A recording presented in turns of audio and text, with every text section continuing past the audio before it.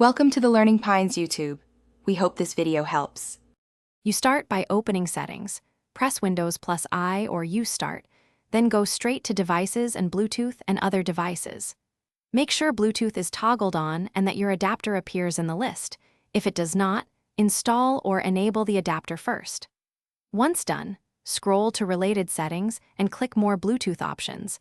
This is the only path that exposes the device name field on many Windows PCs. You're preparing the interface, so you can edit the PC's Bluetooth name directly and persist. In the Bluetooth Settings dialog, switch to the Options tab where Windows exposes the device's name. This is why you opened more Bluetooth options. Select Rename or Edit the Computer Name button. Different builds label it slightly differently. Then type the new name you want other devices to see. Use a concise, unique name.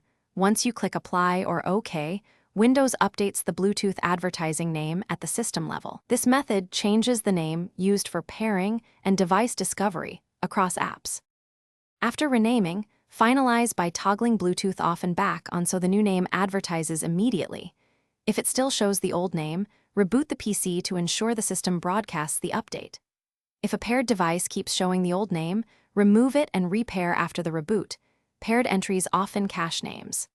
If problems persist, open Device Manager, update or reinstall the Bluetooth driver. Outdated drivers can prevent the system name from updating properly, and that usually resolves stubborn cases. Thanks for watching. Consider subscribing if we helped you.